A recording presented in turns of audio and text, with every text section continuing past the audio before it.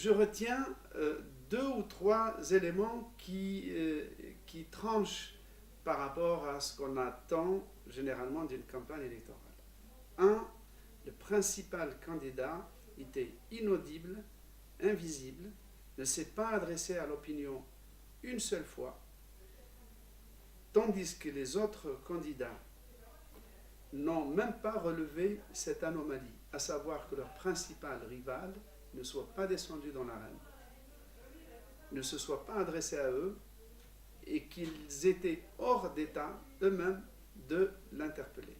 Premier point. Deuxième point, les 5 candidats qui ont fait campagne à travers le pays n'ont pas demandé qu'il y ait un débat contradictoire entre les uns et les autres, n'ont pas trouvé anormal qu'il n'y ait pas un débat contradictoire avec des journalistes dans les médias publics.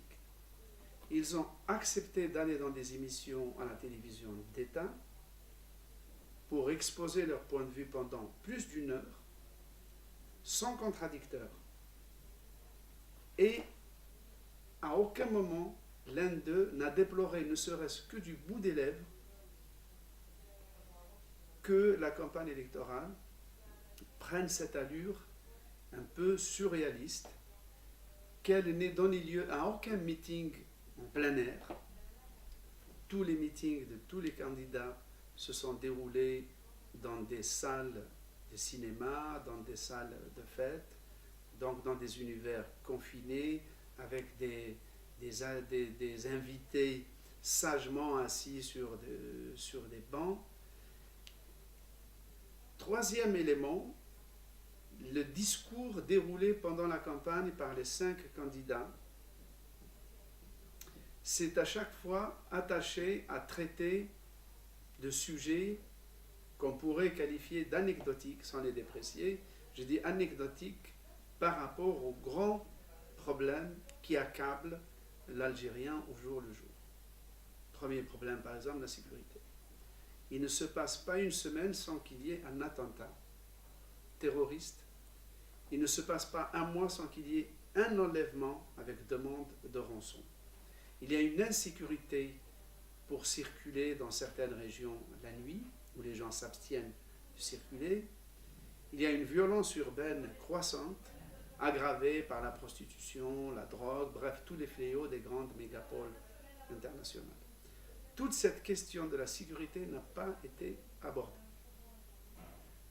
Un des fléaux aussi de l'Algérie, c'est le chômage des jeunes diplômés. Il y a une 50aine d'universités et d'instituts d'études supérieures qui envoient sur le trottoir chaque année des dizaines de milliers de jeunes, et ces dizaines de milliers de jeunes ne trouvent pas preneur pour leur savoir-faire qu'ils ont appris. C'est un vrai malheur pour la société, où on voit des ingénieurs qui sont chauffeurs de taxi clandestins, on voit des architectes qui vendent des cigarettes à l'unité sur le bord des routes, et cette question n'a pas été soulevée. Alors, de quoi on a parlé?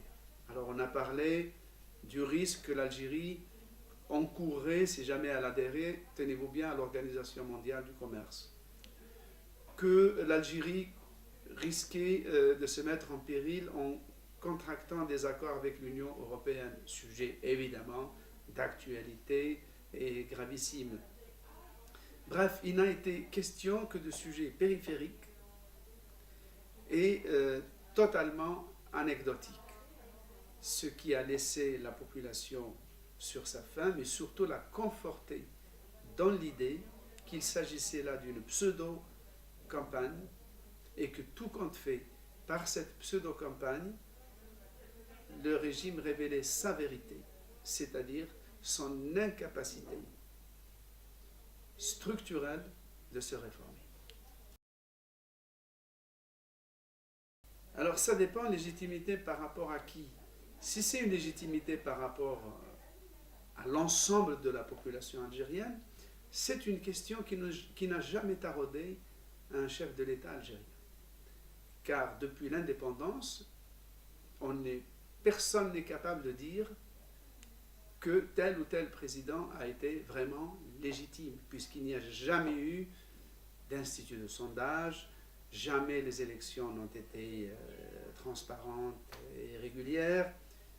Soit dit en passant, il n'y a jamais eu de deuxième tour dans aucune élection algérienne, qu'elle soit cantonale, législative ou présidentielle.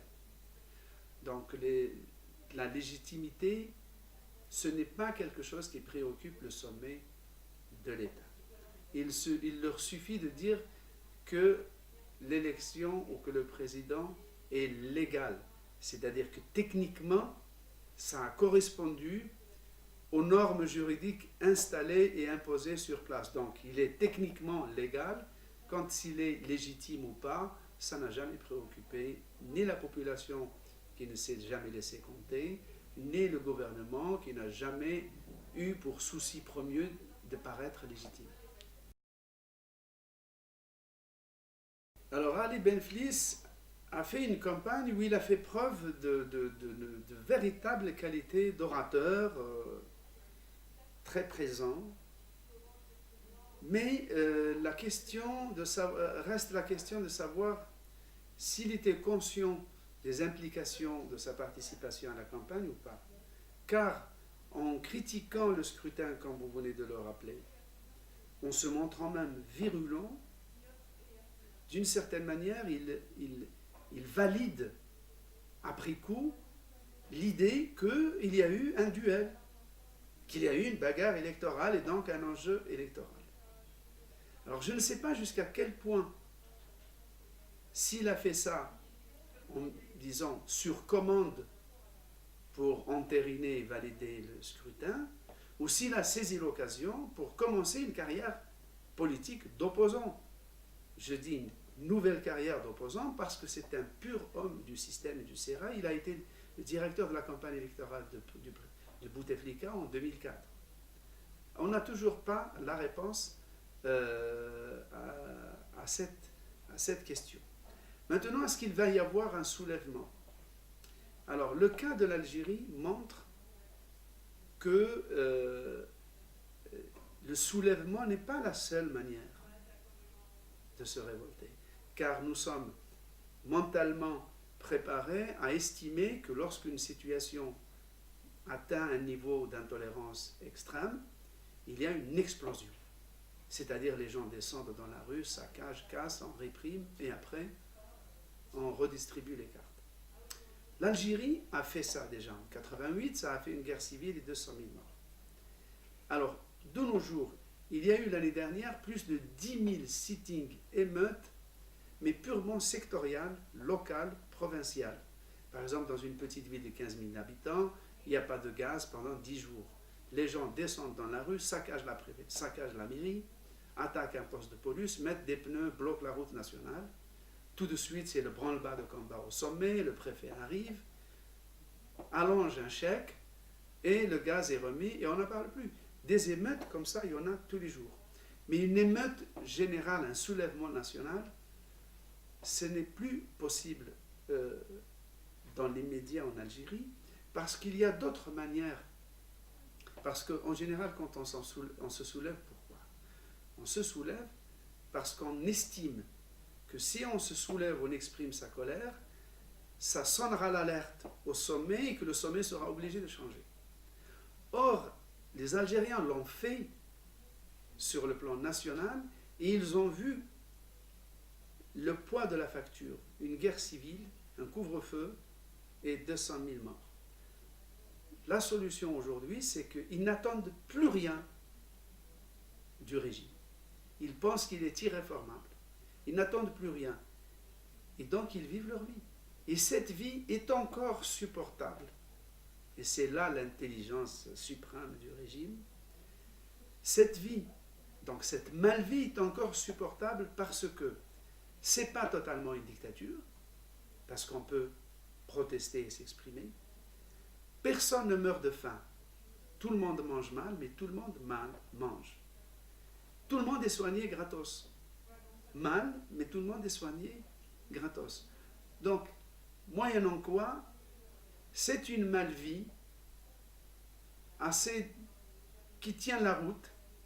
Et tant qu'il y a la tirelire de l'argent, du pétrole et du gaz, le régime peut encore tenir. Mais on est dans les soins palliatifs et dans la gestion de crise. On n'est pas dans la gouvernance, et encore moins dans l'état de droit.